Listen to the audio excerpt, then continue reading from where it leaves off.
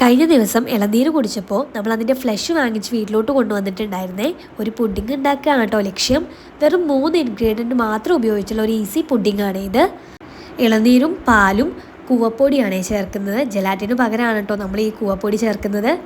ആദ്യം തന്നെ പാലും ഇളനീരും കൂടി നല്ലപോലെ ഒന്ന് പേസ്റ്റ് ആക്കി എടുക്കണേ. പിന്നെ അതൊന്ന് അടുപ്പിൽ വെച്ച് അതിലെ വെള്ളത്തിൻ്റെ അംശം മൊത്തമായിട്ടൊന്ന് കളഞ്ഞെടുക്കണം കേട്ടോ. ഇവിടെ ഇപ്പം ഞാൻ പാല് യൂസ് ചെയ്തുകൊണ്ട് തന്നെ ഇതിനൊട്ടും തന്നെ മധുരം ഇല്ല കേട്ടോ. ഇനി മധുരം വേണമെന്നുള്ളവരാണെങ്കിൽ ഇളനീരിൻ്റെ വെള്ളം തന്നെ നമുക്ക് യൂസ് ചെയ്യാവേ പാലിന് പകരമായിട്ട്.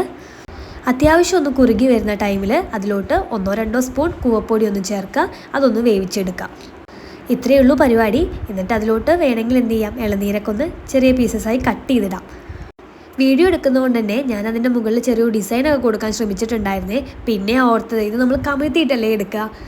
അപ്പോൾ നിങ്ങൾ ചെയ്യുമ്പോൾ കമിഴ്ത്തിയിട്ടതിന് ശേഷം ഗാർണിഷ് ചെയ്താൽ മതിയേ. അപ്പോൾ ഓക്കെ, ബൈ.